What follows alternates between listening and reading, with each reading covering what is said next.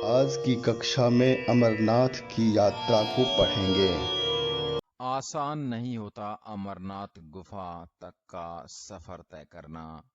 ये यात्रा बहुत ज्यादा मुश्किल होती है क्योंकि भक्त ऊंचे पहाड़ों और खतरनाक रास्तों को पार कर अमरनाथ गुफा तक पहुंचते हैं और सबसे आखिरी पड़ाव तक पहुंचने में ऑक्सीजन की कमी हो जाती है, जिससे लोगों को बहुत परेशानी होती है। समुद्र तल से 13,600 फीट की ऊंचाई पर है यह गुफा।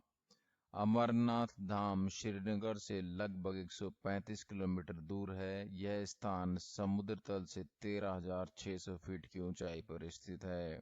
अमरनाथ यात्रा के लिए लाखों की संख्या में श्रद्धालु आते हैं। अमरनाथ यात्रा पर जाने के लिए दो रास्ते हैं, एक पहलगाम होकर तथा दूसरा बालटाल से। इन स्थानों पर दर्शनार्थी बस से आते हैं। इसके बाद का सफर पैदल तय करना होता है। पहलगांव से होकर जाने वाला रास्ता बालटाल की तुलना में सुगम है। सुरक्षा की दृष्टि से तीर्थयात्री इसी रास्ते से अमरनाथ जाना अधिक पसंद करते हैं। पहलगाम अमरनाथ यात्रा का आधार शिविर है। यहाँ यात्रियों की सुरक्षा जांच की जाती है। यहाँ यात्री रात में आराम करते हैं। प्रशासन और अन्य धार्मिक संस्थाओं ने यहाँ पर यात्रियों के रुकने और भोजन की व्यवस्था की होती है। सुबह यहाँ से चंदनवाड़ी के लिए यात्रा शुरू की जाती है। कई लोग पैदल ही चल देते हैं। चंदनवाड़ी पहलगाम से 16 किलोमीटर आगे है। यह वह स्थान है जहां से जैसे जैसे हम आगे बढ़ेंगे हमें पेड़ पौधे दिखना बंद हो जाएंगे। चंदनवाड़ी की कठिन चढ़ाई चढ़कर यात्री पिस्सू टॉप पहुंचते हैं। पिस्सू टॉप तक का रास्ता काफी मुश्किल है। यात्री चंदनवाड़ी से यहाँ तक खच्चर से आ सकते हैं। कहते हैं कि कभी इस स्थान पर देवताओं और राक्षसों का युद्ध हुआ था, जिसमें देवता जीत गए थे। उन्होंने राक्षसों को पीस पीस कर उनका ढेर लगा दिया था। इस ढेर को ही पिस्सू टॉप कहते हैं। पिस पिस कर लगे ढेर को पिस्सू नाम दे दिया गया।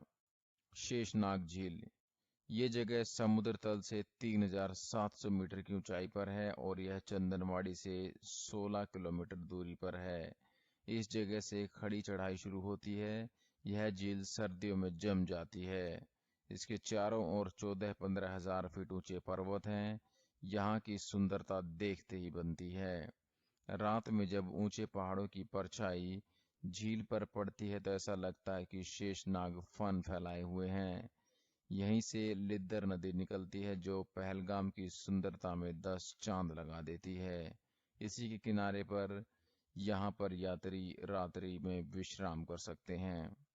महागुनस दर्रा, शेषनाग में रात्रि विश्राम के बाद यात्री महागुनस चोटी की ओर बढ़ते हैं। इसे महागणेश भी कहते हैं। लोगों का मानना है कि शंकर जी ने यहाँ पर गणेश जी को छोड़ा था। यह चोटी 4200 मीटर की ऊंचाई से भी ज्यादा है। असल में यह दर्रा है। इस दर्रे को पार करके एक दूसरी दुनिया में ही पहुंच जाते हैं।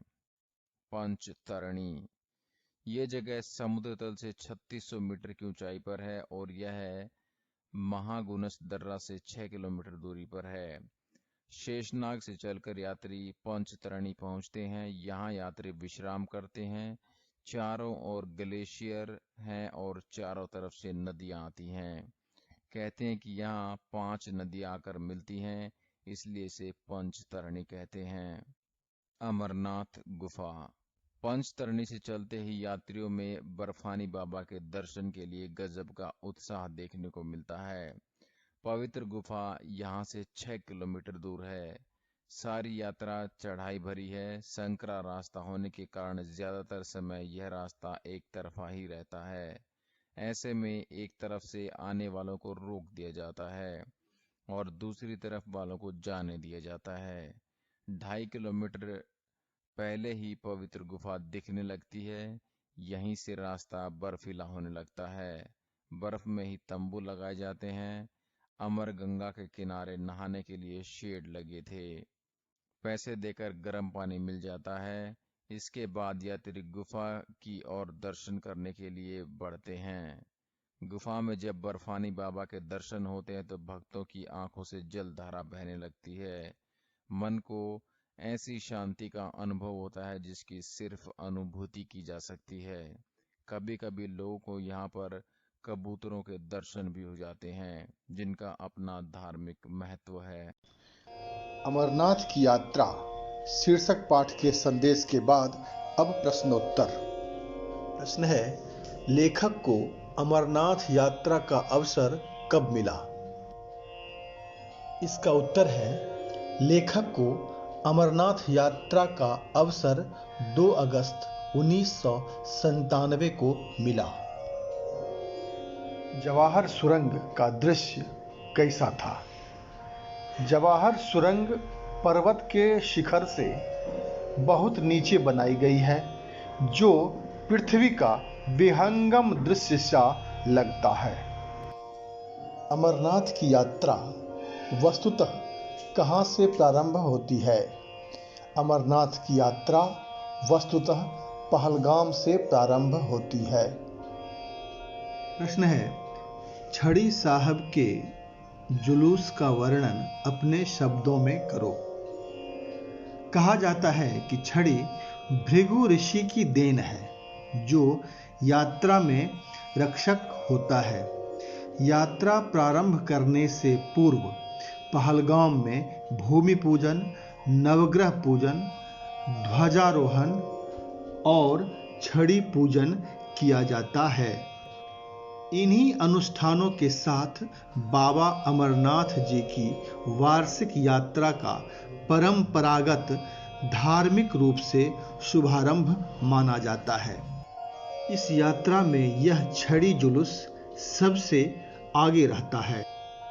प्रश्न है, पिस्सू घाटी का मार्ग कठिन क्यों बताया गया है? पिस्सू घाटी का मार्ग बहुत ही चक्करदार और पथरीला होने के कारण कठिन बताया गया है। शेषनाग झील की क्या विशेषता है? शेषनाग झील अति स्वच्छ और निर्मल है। यह संसार की सर्वोत्तम झीलों में गिनी जाती है। जुलाई अगस्त के महीने में इसमें हिमखंड तैरते दिखते हैं। प्रश्न है, पंचतरणी के बारे में 5 वाक्य लिखो। पंचतरणी सिंधु नदी के तट पर एक अलौकिक घाटी है।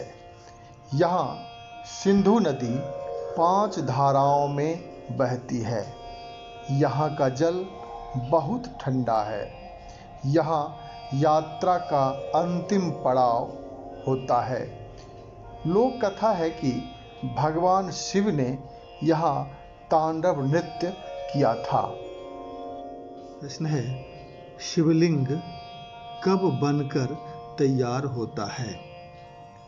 कहा जाता है कि श्रावण पूर्णिमा को यह शिवलिंग बनकर तैयार हो जाता है।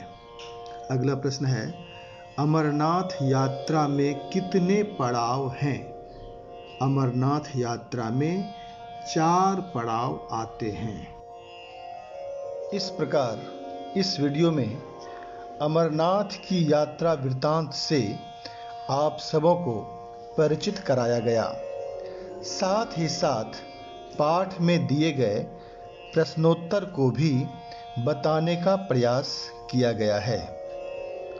विशेष आप सबों की मंगल कामना करते हुए इस पाठ को अब यहीं समाप्त करता हूँ। धन्यवाद।